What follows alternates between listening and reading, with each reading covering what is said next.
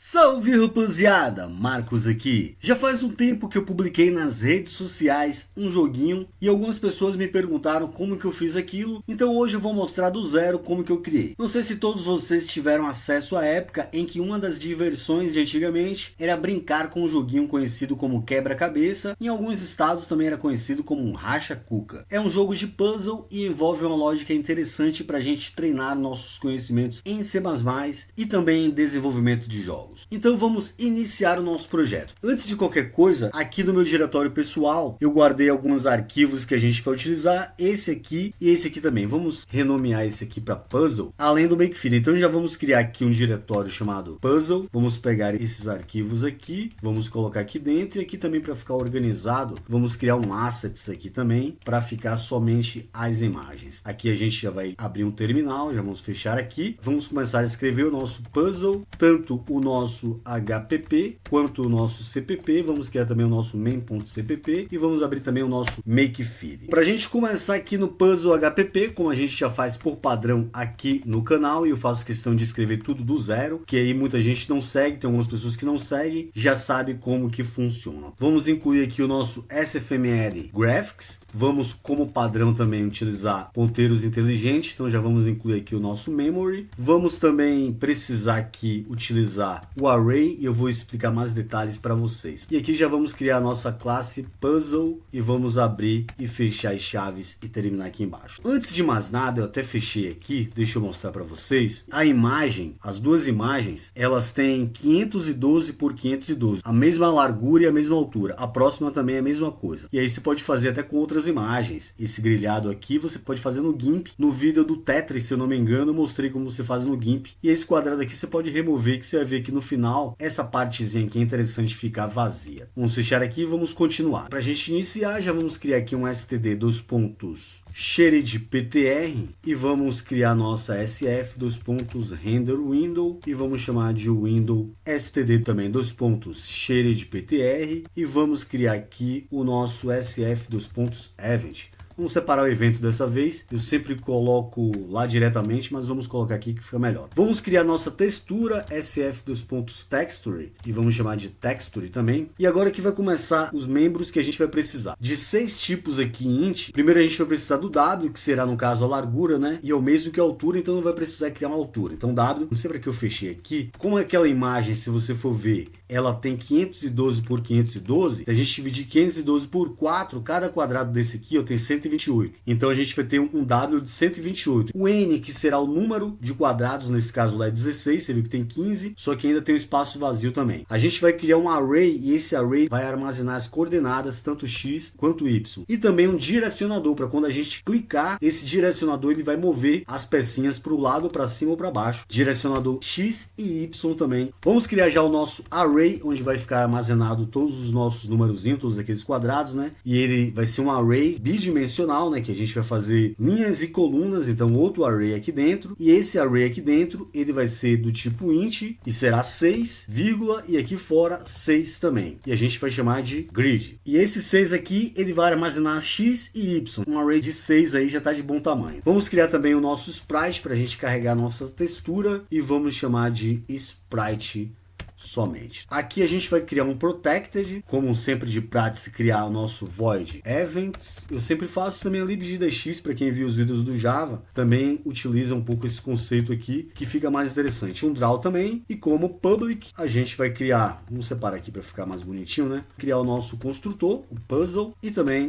o nosso void run, para a gente conseguir chamar lá na main. Para início aqui do nosso header, já está pronto. Aqui no nosso puzzle, a gente já vai incluir aquele header lá, include puzzle.hpp. Já vamos criar a execução para o nosso construtor, puzzle mesmo. E aqui dentro a gente já vai pegar, para não ter falha de segmentação, a nosso window. E já vamos atribuir ela um std make shaded, que vai ser a nossa própria render window. E ela vai ter alguns parâmetros aqui que a gente vai passar para o construtor da nossa render window. Primeiramente é o nosso SF:video mod e como você viu lá, 512 por 512. Aqui embaixo a gente vai criar o título, né? Vamos colocar puzzle dos pontos remix, por exemplo. E aqui embaixo, no meu caso aqui eu vou fazer, é opcional, mas eu vou fazer porque aí a minha janela não vai redimensionar. Aqui eu estou no gerenciador de janelas e pode ser que fique feio, né? Então já vamos colocar um close aqui também. Já vamos pegar a nossa window, já vamos definir a posição para ela, vamos colocar no lado esquerdo para não ficar colado aqui em cima. Vamos colocar SF:vector to i 50 no X e 50 no Y também, que ela vai aparecer mais ou menos aqui assim, né? Aqui tem alguma coisa errada, tá? A gente colocou duas vezes SF dos pontos aqui. Já vamos definir uma velocidade, né? Frames por segundo. Então a gente vai definir aqui o nosso set frame rate limit para 60. É uma velocidade legal. Já vamos carregar a nossa texture, a nossa imagem, né? A princípio já vamos pegar o nosso assets. Vamos começar com a puzzle.png. Depois a gente faz com aquela imagem lá do terminal root. Já vamos iniciar o W. Tem que ser, como a gente viu lá, 128, que é 512 dividido por 4. Já vamos também iniciar o N. Ele vai ser igual ao X. Todos serão começados com 0, o Y e também o DX e também o DY.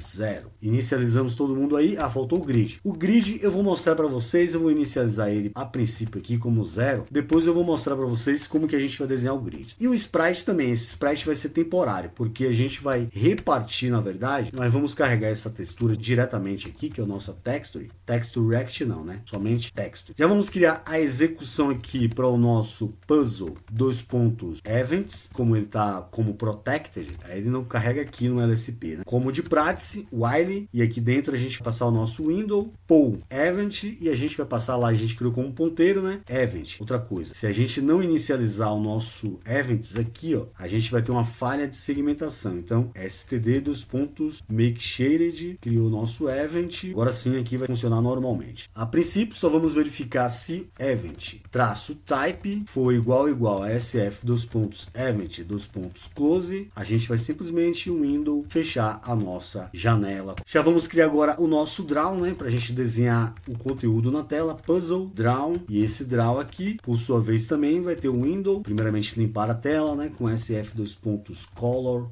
black, que aí fica preto, aquele espaço vazio, 16º quadrado lá vai ficar preto. Window, já vamos desenhar para a gente ver aqui, draw, o nosso ponteiro sprite, não, a gente criou sem ponteiro, né, sprite somente, e por fim aqui, window, traço display. Terminado aqui o nosso draw, próximo passo aqui é o nosso run para a gente rodar, né? Run e run a gente já sabe que é somente a gente fazer o nosso loop do nosso jogo com while aqui, enquanto a janela estiver aberta, a gente vai simplesmente pegar o nosso events, passar para cá e também já vamos colocar como diz, né? A gente usa pouco diz aqui e aí a gente vê como é que funciona aí o diz também. Algumas pessoas estão pegando ainda a manha disso aí. E também o draw, né? Tudo certo aqui com o nosso puzzle.cpp. Vamos passar lá para o nosso main.cpp. Vamos incluir aqui o nosso puzzle.hpp.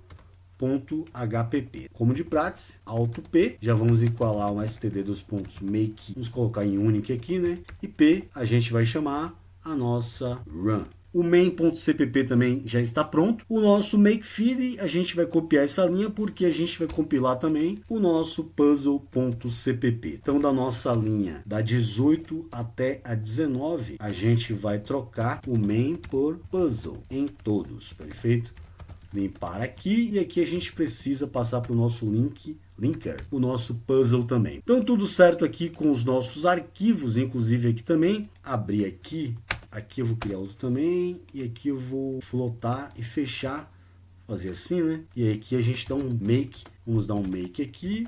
Entra, vamos ver se teve algum erro, se funcionou. Perfeito, mostrou a nossa imagem aqui, ó, funcionando legal aí o nosso puzzle. Só que o que a gente vai fazer? A gente tem que ter uma imagem daqui, qualquer pessoa faria 16 sprites. Nesse caso aqui, né, a gente tem que recorrer a menos processamento e isso a gente faz com a nossa amiga matemática, a nossa linguagem universal. Então, aqui o que a gente vai fazer? Vai fazer um array de sprites, 16, então ali começa do 1 e a gente sabe que tem peguei um 0 também, então vamos colocar 17 para não ter nenhum tipo de falha de segmentação. Então só transformamos em array, aqui automaticamente já vai ter um errozinho. Então o que é que a gente vai fazer? Vamos fazer um loop para a gente pegar cada uma daquela imagem. Um loop de acordo com 4, né? Que a gente vai fazer 4 linhas e 4 colunas. É um loop aninhado aqui, outro for aqui, ó, e esse for aqui, até 4 também. Vamos colocar J aqui também e J aqui também. Primeiramente, o sprite ele vai ficar armazenado no nosso N. Isso aqui, antes de qualquer coisa, o N não pode começar do zero. Apesar do array começar do zero, o nosso N, que vai dizer o número qual é, ele começa do 1. Então a gente precisa incrementar primeiramente 1 ao nosso N. Depois a gente pegar o nosso sprite, que agora é um array, de acordo com o nosso N, e a gente vai definir a textura para ele, texture, só que tem a região da textura. E aqui a gente vai recorrer ao nosso texture rect. Pela lógica, SF dos pontos int rect, esse int rect, o I do nosso loop a gente vai multiplicar pela largura. O J a gente vai multiplicar pela altura, que também é o mesmo número, mesma quantidade, que é 128. Vai começar a contar a partir do W. E também ele vai terminar no W. Isso aqui a gente pode deletar já. Isso aqui a gente já vai resolver já. Vamos deletar daqui. E aí aquele array que a gente iniciou aqui, ó, que é o grid 0, ele que vai armazenar as posições de X e Y de cada imagem do nosso sprite. Grid vai ser baseado no nosso I mais J, e também o nosso J mais I mais 1, na verdade, e J mais 1. O I vai continuar sendo 0, mas a gente não pode começar do 0. Isso aqui vai ser igual à quantidade do nosso N. Então, esse array aqui, ó, ele vai ter o valor de 16, né? Porque se a gente tem 4 linhas e 4 colunas, 4 vezes 4, esse N automaticamente vai ser 16. Por sua vez também, aqui ó, no loop for, a gente apagou lá no draw, né? Já vamos copiar tudo aqui, ó, para ganhar tempo. E aqui onde a gente desenha, ó, já vamos desenhar do mesmo jeito. Só que o N a gente não vai ter que incrementar. O N, na verdade, ele vai ser o nosso grid com as posições que a gente tem lá em cima, o mesmo. I mais 1 e o J mais 1. Quando a gente alterar a posição dos quadrados, ele vai pegar automaticamente aquela coordenada. Isso aqui não vai precisar, né? E nem isso aqui também. O que que a gente vai precisar aqui? A gente vai ter que desenhar de acordo com a posição do quadrado. Então é set position. Se a gente pegar o nosso 0 multiplicar por 128, ele vai começar daqui. O 2 vezes 128, aí ele vai começar daqui. E assim por diante. Então, a gente já sabe, vai ter que desenhar o I vezes o 128, aí 0 vezes 128, 1 vezes 128. Do mesmo jeito, a gente faz o J vezes o 128, que é o nosso W. Ficou fácil de entender aí essas duas partes. Se a gente compilar agora para ver se a gente fez alguma coisa errada, vamos jogar um make aqui agora. Perceba que a gente já vai conseguir. Já teve um erro aí. O que que a gente fez aqui, né?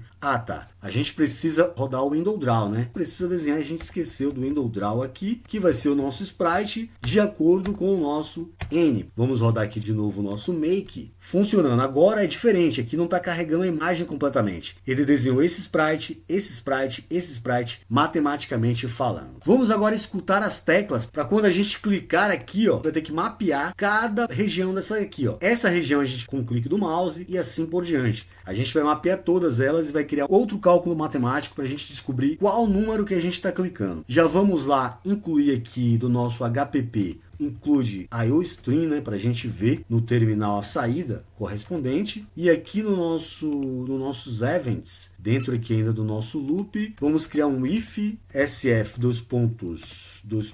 mouse is button pressed, sf mouse, o botão é o botão esquerdo, left. Se clicou no left, a gente vai rodar um cout aqui, ó, você clicou, por exemplo, só para a gente ver aparecendo. Vamos ver aqui se está tudo certo. Compilar aqui de novo, clicamos, você clicou e assim por diante. Só que a gente não quer somente saber se clicou, a gente quer saber qual número a gente clicou. E agora que vai entrar, na verdade, a lógica do game. Então já vamos voltar aqui para o nosso puzzle HPP, criar aqui como protected, e vamos criar um logic, que seria a lógica. Já vamos criar a execução para nossa lógica bem aqui embaixo, né? Void puzzle dos pontos logic, e aqui a gente vai colocar a lógica. Qual a primeira coisa que a gente tem que fazer? Vamos deixar rodando aqui, que aí eu vou falando e eu vou mostrando para vocês também. Como eu disse para vocês, a gente pode mapear a região do mouse. Se no mouse eu peguei daqui até aqui eu cliquei do 0 até o 128, na altura também. Então essa região aqui é o número 1. Do 128 para frente, essa região é o número 2. Assim vale também para a altura, que é o mesmo. Então cada vez que eu dividir o lugar que eu cliquei, tanto do x quanto do y, pela largura, que é 128 que a gente está armazenando no W, vai obter a posição. Só que a gente precisa somar mais um, lembra? Porque o nosso array, ele começa do 0, mas o nosso n, ele começa do 1 e a gente vai pegar para armazenar na posição do nosso n. Como é que a gente faz isso aqui? Bom, então primeiramente, como a gente já sabe, já vamos mapear o lugar que a gente está clicando do nosso mouse e a gente vai armazenar num vector to e vamos chamar de pos, e esse pos vai ser igual a sf mouse get position em relação à nossa janela, que é um ponteiro. Aqui a gente vai armazenar o x e o y da onde a gente está clicando. Só que vai ser o x e o y do clique do mouse. Se eu quiser pegar o x para eu passar para o nosso array grid, eu vou pegar o x e entra justamente a ideia que eu falei. Vai pegar o pos-x e vai dividir por w. Só que a gente precisa somar mais um. Do mesmo jeito a gente vai fazer pro y também. Esse x e o y, esse aqui é o diz, tá? Esse aqui é o diz. E esse aqui também é o diz. Esse que a gente definiu lá como membros. Pós-x e pós-y. Somados mais um, porque vai começar do 1, eles não podem ser 0. Isso aqui a gente já sabe onde a gente está clicando. Se a gente der um Cout aqui, ó, você clicou no número, e aqui a gente vai passar o número, que é o nosso grid, que é o nosso x, y. Presta atenção aqui, ó. Esse x e y, ele está fazendo assim, ó. Ele está fazendo 1, 2, 3, 4. E isso é indiferente para a gente. Eu estou colocando aqui para ficar mais fácil para vocês verem x e y. Geralmente eu inverto. Se eu quisesse mostrar no terminal, aí eu inverteria, ó. Y e aqui x. Aí ele vai mostrar justamente o número que eu estou clicando. E aqui é você, né? Make aqui. Vamos ver se está tudo certo. A gente tem que pegar a posição do x e do y, ó. Vou clicar no 1. Você clicou somente, não apareceu aqui, né? A gente não chamou a lógica aqui para dentro. Já vamos apagar aqui. Quando a gente clicar, a gente tem que chamar o diz-logic. Vamos recompilar aqui, make. Perfeito, vou clicar no 1. Ó, você clicou no 1. No 11, você clicou no 11. No 13, no 13, no 14 e assim por diante. Se você quiser imprimir, você inverte o x e o y. Se você não quiser, somente seguir a lógica que vai dar no mesmo, você coloca x e y somente. Tá tudo certo, a gente mapeou a posição que a gente está clicando. Só que veja o seguinte, quando a gente clicar no nosso quadrado, vamos pegar o 15 como exemplo. Vamos pegar o 1, que é mais fácil para a gente ver. Vamos supor que esse quadrado preto, ele está aqui na posição 2. Então, se eu clicar no 1, o 1 é x1 e y1. Se eu clicar no 1, eu quero que ele vire o preto e o preto vai ter que virar 1. Então esse aqui eu vou ter que somar uma posição, mas eu vou ter que verificar se a posição dele mais 1 antes é igual ao 16, porque esse aqui é o 16. Ó. Se esse n estivesse aqui, quer dizer que essa posição do grid, ela é 16. O que a gente aprende com essa lógica aí? Se no meu grid x y for igual a 16, só que o que vai ser 16, vamos deixar aqui até aberto para você ver, tomando esse 2 aqui, vamos supor que ele é o preto, ele é o 16, esse aqui é o x mais 1. Então eu não posso colocar x, tem que colocar se x mais 1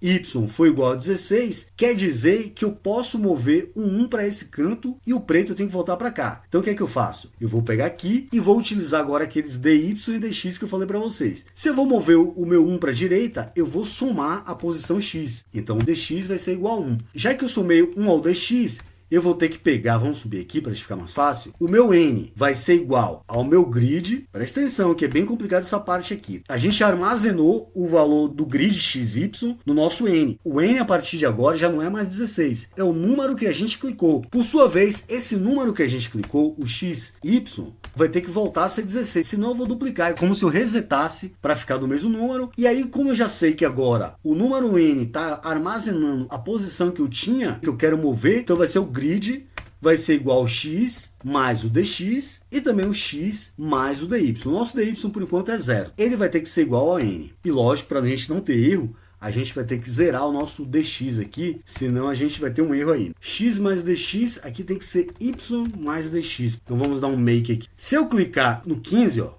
cliquei, veio para a direita. Se eu clicar de novo, ele não volta para a esquerda. Então é a mesma lógica. Agora você já sabe que eu tenho que, quando o x menos 1 foi um preto, eu agora vou ter que regredir. Então para ele voltar é a mesma coisa de ter isso aqui, ó, colar aqui embaixo. Se a posição de trás dele agora for o preto, eu vou regredir, o dx vai ser menos 1. Aí eu consigo voltar 15 para a esquerda. Perceba, ó, fui para a direita, voltei para a esquerda. Funcionou, tá vendo? Só que eu não consigo descer o 11, no caso ele tem embaixo dele aqui, ó. Então como é que eu faço para descer? A mesma coisa que a gente fez aqui, só que agora com y. Aqui já não vai ser x mais 1, agora vai ser y mais 1. Se o y mais 1 for igual a 16, ou seja, o quadrado de baixo for preto, o nosso dy ser igual a 1. E aqui já está somando. Ó. A gente só precisa pegar o nosso dy aqui também, ó, igualar a 0, para voltar a ser o início dele. Então desse jeito aqui a gente já consegue mover para baixo também. Para a direita, para a esquerda, para baixo, só que eu não consigo subir. Se eu quiser subir, eu vou ter que fazer o mesmo conceito aqui,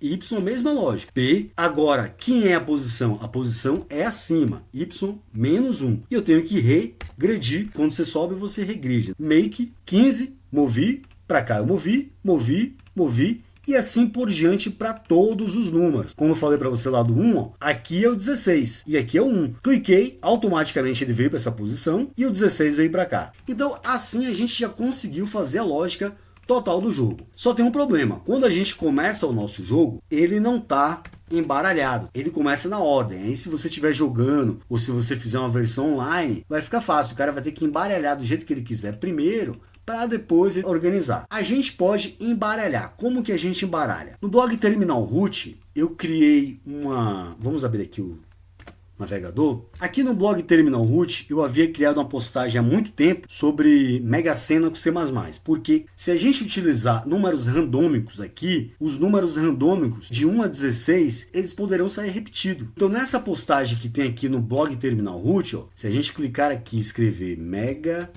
Sena, ó, gerando números para Mega Sena com C++.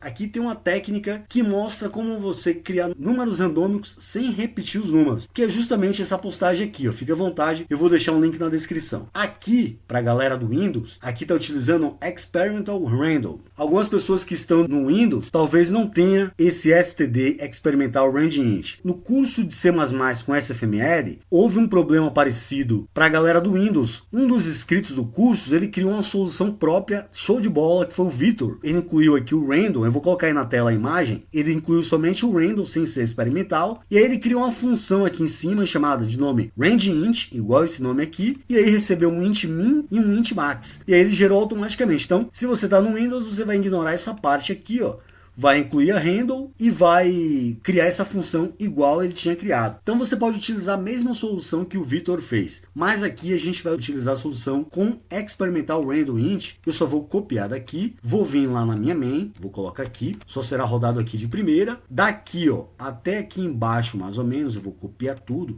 e vou vir aqui na minha função, ó, e vou dar um Shift Ctrl V. Então, vou indentar aqui. Isso aqui não pode existir, que é para deixar na ordem. Isso aqui eu vou deixar para a gente ver imprimindo. E aqui eu só vou dar um std cout. Vou colocar um put aqui só para pular uma linha, para não colar no prompt. Mas veja a lógica aqui, ó. A gente vai semear de acordo com o tempo, né? Tem uma variável int que não é o nosso membro int lá da nossa classe. Tem um vetor de int nums. Quando ele for menor do que 6, não, no nosso caso são 16 números. E ele vai criar o número randômico de 1 até 60, não, até 16. Ele vai pegar e vai, se já existir no nosso vetor o número que ele criou randômico, ele não vai adicionar. Somente se o número for diferente dos que já tem no nosso vetor, ele vai fazer um pushback. E aqui a gente vai imprimir todos os números para ver se realmente vieram 16 e se não veio repetido. Vamos comentar isso aqui por enquanto, que aí ele não abre o nosso game, tá? Só para a gente ver aqui. Aumentar aqui.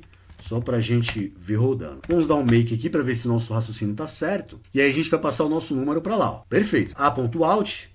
Rodou aqui, ó. Aqui tem 16 números. E todos eles só aparecem uma vez, tem todos. E cada vez que eu rodar, ó, vai vir de forma randômica, tá vendo? É uma solução bem legal aí pra gente criar os nossos números randômicos. Só que eu tenho que passar esses números, e isso aqui eu já não vou precisar mais, né? Foi somente para imprimir. Eu tenho que passar o nosso vetor nums lá pra nossa classe pra gente utilizar, ao invés de a gente imprimir na ordem N1, N2, N3, o N vai ser de acordo com esse vetor. Então, vamos vir aqui no nosso HPP, já vamos mudar a assinatura do nosso construtor, que vai receber agora um vector do tipo int, vamos colocar como referência. Aqui em cima, por sua vez, a gente vai ter que receber o nosso const std vector do tipo int, referência, e vamos manter o nome nums. Ao receber esse nums, perceba, aqui ó, a gente está criando o grid de acordo com n. A gente vai ser de acordo com o nosso nums do nosso n, só que o nosso n ele já está somando aqui em cima. Aqui é interessante a gente somar, mas o nosso vetor, começando do zero, o primeiro número, o zero, já é um número que tem que ser adicionado. Então, para não ter esse problema, a gente vai colocar n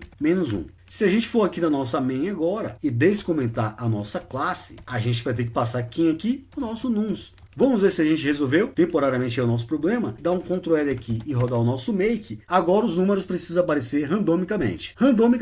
E aí você consegue jogar com você e sua família. Se você quiser fazer versão web aí também. Como eu disse para vocês, aquela imagem lá, ó, você pode chegar aqui no nosso game.cpp, ó, ao invés da gente chamar o puzzle, aquele tr.png, mas já fez desordenado. Automaticamente você vai ter que colocar aqui um quebra-cabeça bem louco. Lógico que essa imagem no terminal root não é a melhor, mas tem várias imagens que você pode e dá para complicar legal. O fundo também, se você quisesse, você colocava um fundo branco, né? Aqui, ó. Ao invés de ser black, naquele caso lá daquela imagem, que ela tem bastante PNG dentro, fica melhor sendo branco, né? Fundo preto confundiu bastante, ó. Um pouco complicado aqui ainda. Vamos voltar aqui para black e vamos voltar aqui também para puzzle.png. Então, está pronto aí o jogo. O código eu vou deixar disponível lá no GitHub. Aproveita e dá um stars lá também no GitHub para fortalecer aí o vídeo também, dá um like no vídeo e também se inscreve no canal se você não for inscrito. Espero que vocês tenham gostado do vídeo. Eu vou ficando por aqui. Um forte abraço e até mais.